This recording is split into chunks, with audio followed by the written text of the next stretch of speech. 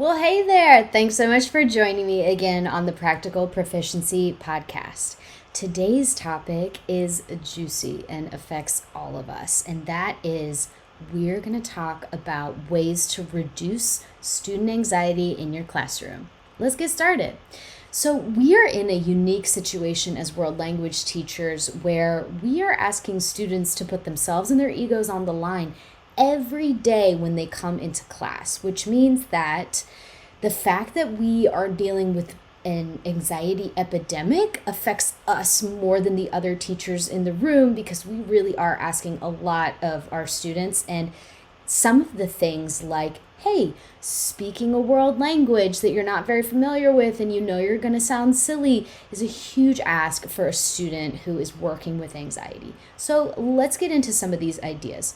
First of all, I have for you some research-based tips and ideas that come from a few different sources, mainly from the American Academy of Pediatrics. My mom is a pediatrician, and I would really get in trouble if I didn't give you some research-based info. So you will find below here a link to those 3 articles, including one from the AAP that talks about what anxiety often looks like in students, what the different types of anxiety are in children and adolescents. I almost said adults there, but children and adolescents, and what it looks like in our classroom, because it can show up in some surprising ways. So first of all, let's start with what our healthcare providers are talking about with anxiety in students. What does it look like? So we have here, anxiety disorders will cause people to feel frightened, distressed, or uneasy during situations when most people would not feel that way. Or the AAP also defines it as anxiety is a normal, healthy response to developmentally appropriate stressors that ask the student or the child, adolescent, whatever, to rise to the occasion, but anxiety is getting in the way of that. There's an excessive amount of this normal human survival associated behavior. So it often looks like especially with what's called generalized anxiety disorder, they have many worries most of the time, especially about things that they perceive that they can't control.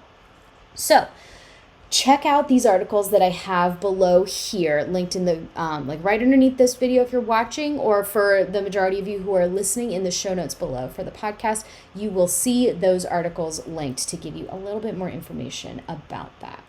And the Society for OCD, the International OCD Foundation, I should say, also has a lot of great resources and like a full school guide for school workers and educators about how to work with students who exhibit symptoms of anxiety or OCD.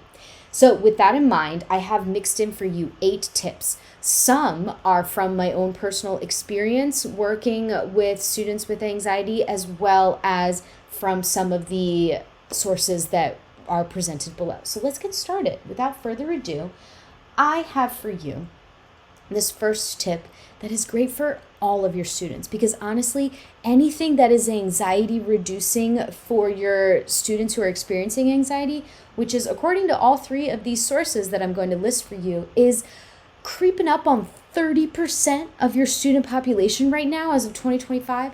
Wild. So we're not really talking about a minority anymore. Like, this is peaking on majority here. And those are just the identified cases. So the first tip that I have for you is something that will make your life easier and these students' lives easier, and that is build and maintain classroom routines. I cannot tell you how validating it is for students when they know exactly what format you're going to present your instruction in. And I'm talking about simply that you start class usually the same way, that you have a middle part, and you have, like 5 or so different ways that you like to interact with material and move from I do, we do, you do, like ways that you move through that progression, and then a way that you close out class. One of my favorite ways, moving right on to tip number 2, is that when you provide the agenda in advance, when you give like a quick little list, even if you only have 25 or 30-minute classes of, hey, we're going to start with this, number 1, then we're going to move to this, and this is what it's going to look like, and then we're going to move to this, number 3. And by the way, this is what we'll be working on for a few days. Next week, we'll move to this. And it doesn't have to be, it's not like you have to have everything completely mapped out, because I also don't work that way. I'm a very creative person, and I love to add new ideas on the fly. But with all of those things in mind, I actually found that it allowed me to be more creative and for my students to be more prepared for the task at hand. It's a lot less work for me. When you're creative within boundaries and parameters that allow your creativity to thrive. So if you're like me and you're a creative teacher, what I mean by that is I liked to have like a certain part of my class was always about input, a certain part of my class was always about interaction, and a certain part of my class was always about review. So that means like within those 3 parameters, input, interaction, and reviewing and recycling things, as well as some personalization. Like I'm always going to be working within those 4 parameters instead of thinking about what needs to happen in class the next day and being like, oh my God, there's so many activities that I could choose between, or, oh my God, I don't even know where to start, all of that. Like working within parameters makes it a lot easier to express your creativity if you are creative in the classroom. And if you are working with like, oh my God, I'm just trying to get through the day and I don't want to reinvent the wheel type deal, then it's a lot easier if you're working from similar routines. It doesn't have to be similar materials. It means similar routines. Like, oh, I know we're going to do an activity from YouTube this day. I know we're going to do an activity from the textbook this day. And I know on Wednesday we're going to have Musique Mercredi or Musica Miércoles, just like my Celia Cruz t-shirt today. Things like that. That really helps your planning, and it helps students to know and understand like, oh, this is what I can expect in class today. When you provide the agenda and explain it, you're already like letting students take a deep breath. They're like, okay, I know what to be ready for. Another thing that we can specifically do in our classes is rely less on choral and individual responses, which is the norm in a world language classroom. That's what I see most of the time, and what most teachers tell me that they're relying on to get clarification, as well as CFUs and checks for understandings from students, and plus just those like quippy, simple interactions that aren't things that you're planning out, but you're saying things like, ¿Cuál es la fecha de hoy? What's the date today? And you're just asking for students to respond to you. And then when you don't hear anybody, you just call on somebody like, hey, Celia, ¿cuál es la fecha de hoy? That's actually, there's better ways to do that. So it might work if your students are already, they've been doing that for a while and they're familiar with how to respond to you. But a better way to do that is building up to that. Whenever I work with teachers individually in the Practical Proficiency Network, we have this cool thing called office hours where we meet one-on-one to do some instructional coaching and things like that. A lot of people are coming to me with like, my class is really quiet. There's so little engagement and I don't know what to do about it. The first thing I say is there's probably a lot of things that we can adjust, but always the first suggestion that I have is, how often are you doing full class responses or calling on individuals? Let's add some more partner individuals. Hey, I'm going to ask this to you as a class. Turn and tell the person next to you the answer, or go pick somebody you want to work with if that works for your classroom environment. Most of the time it will. And see if they can answer with people that they're comfortable with. You're reducing a lot of that social anxiety that way. I would also say too, don't be afraid to do groups, like especially in the first few months of class in a level 1 or level 2, where there's not a lot of confidence and not a lot of output. Then put them in groups and say, okay guys, put your heads together and try and think of the answer for this question. Ready? Here it comes in Spanish. ¿Cuál es la fecha de hoy? ¿Qué día es hoy? And then you give them some time to figure it out, write out the answers, talk to each other about it. Huge way to reduce anxiety. I would say too that, and something that I found that was a research-based response for just general education classrooms, is schedule in some programmed one-on-one check-ins. So I used to do this right before grading periods, like, hey, grades are due in a week, let's just check in and see what your grades look like and how you feel about it. And everybody would have like a long reading to do, or maybe some station activities to rotate through. And I would call kids up to my desk one by one and just do a quick check-in. Hey, how are you feeling about class? On average, do you feel prepared for class every day? Do you feel like you understand what's going on? Or do you feel lost? How do you feel about your grades? What are some things that you'd like to check in or fix? Or what are some missing assignments that you have? This is a really common practice in the work world, so I'm not sure why we don't do this in the school environment more often. Probably just because, I don't know, you probably have too much ish to do. Surprise. But this one thing can actually reduce a lot of your admin, overhead, and paperwork if you get ahead of those, these kids, these 3 students have a lot of missing work to complete. But it also, for your students who are struggling with anxiety, whether it's diagnosed or not, the one-on-one check-in means that they don't have to be advocates for themselves anymore, which is a very stressful experience for students with anxiety. They don't even know how to talk about their anxiety or what they're worried about because they don't want to be judged. That's like one of the number one things, especially with students with social anxiety, is they have an amplified, invisible peer group around them. They feel like people are always watching what they're doing and they know what they're thinking, which we know is not the case, or maybe if you have anxiety, you felt that way before. So if you have some scheduled check-ins, and again, they can be quick, just ask students one-on-one, how are things going? How do you feel about your grades? All of that. Just program a quick check-in, and that will really help.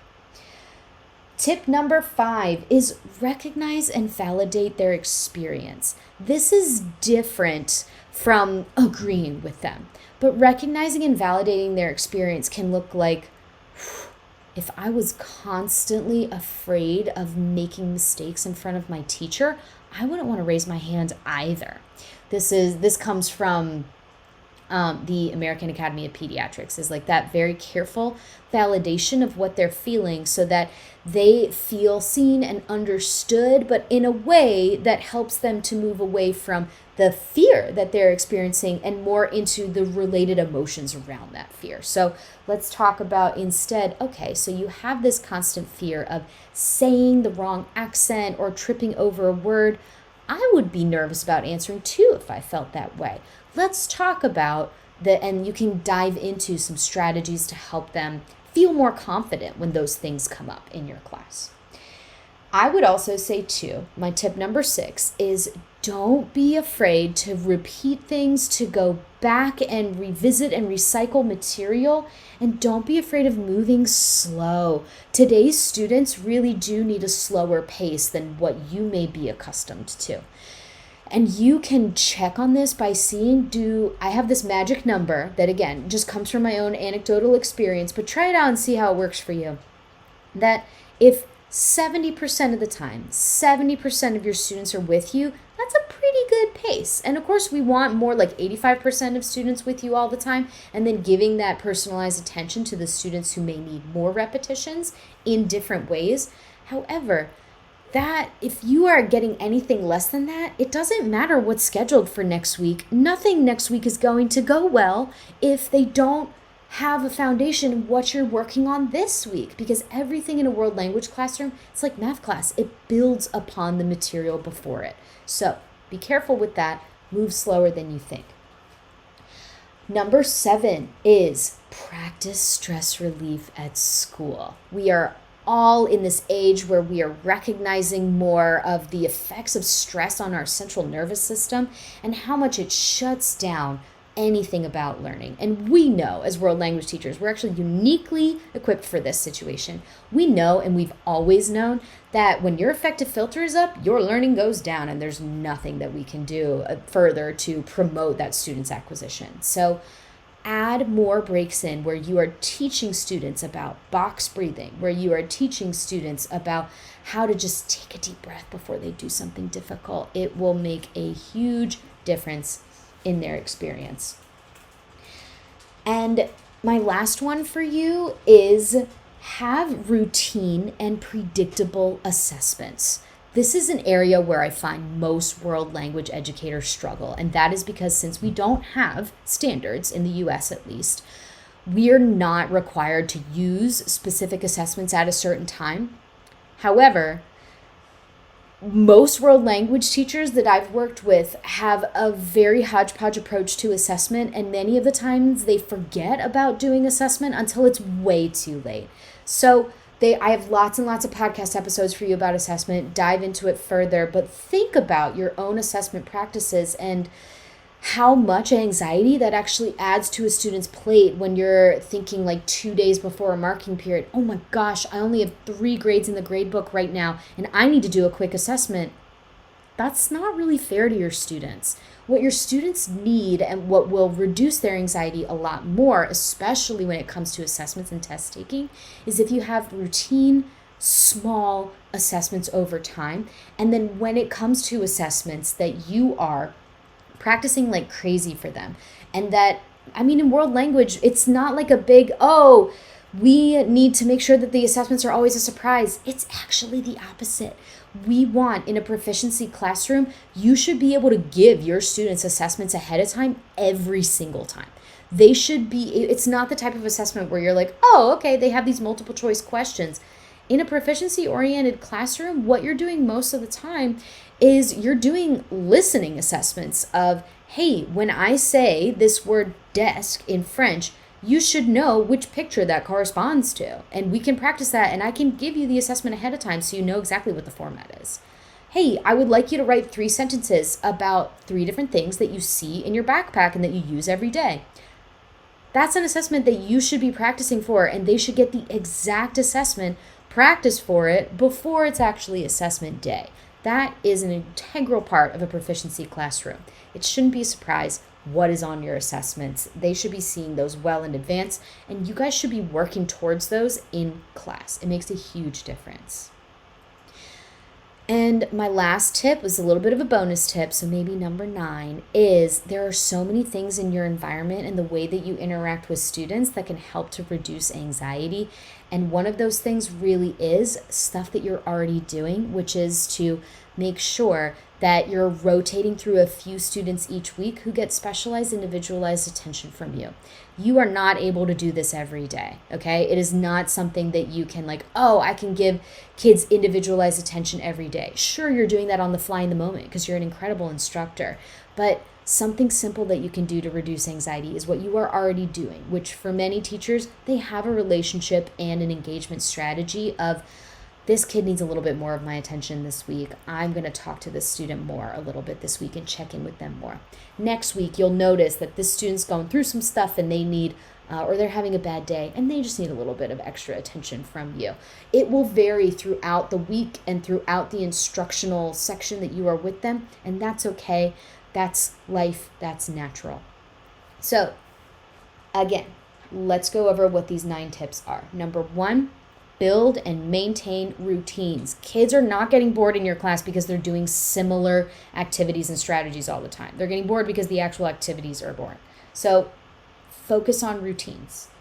Kids appreciate structure, so don't feel afraid to give them that. Number 2 is provide the agenda and explain it. Again, with that structure in mind, it helps students prepare for what's coming. 3, use partner and group answers more and one-on-one answers less, because we often overuse them in a world language setting. 4, schedule some one-on-one check-ins into your routine. 5, recognize and validate their experience. 6, don't be afraid of going slower and repeating any instructional material. Recycling is an important part of being an effective world language educator. 7, practice some type of stress relief at school. It'll just set them up for being a happier human anyways. 8, have routine and predictable assessments with built-in review and prep at school, not at home. And number 9, continue with the relationship building that you're doing on a one-on-one basis with the students who need it at that time. Again, all of the resources mentioned and some of the research that I used to compile this list are provided below or in the show note links. And thanks so much for caring about your students with anxiety and helping to support them in a world language classroom. I'll catch you on the next episode. Leave a rating if this helped you so that we can reach more teachers and help them as well. And if you have a question that you'd like answered on the podcast, there's info below about how you can do that. Quick, simple form. Tell me your question. I'd love to answer it on air. Okay, y'all. That's it for now. Thanks for hanging out with me. Bye for now. Adios, que les vaya bien. Au revoir.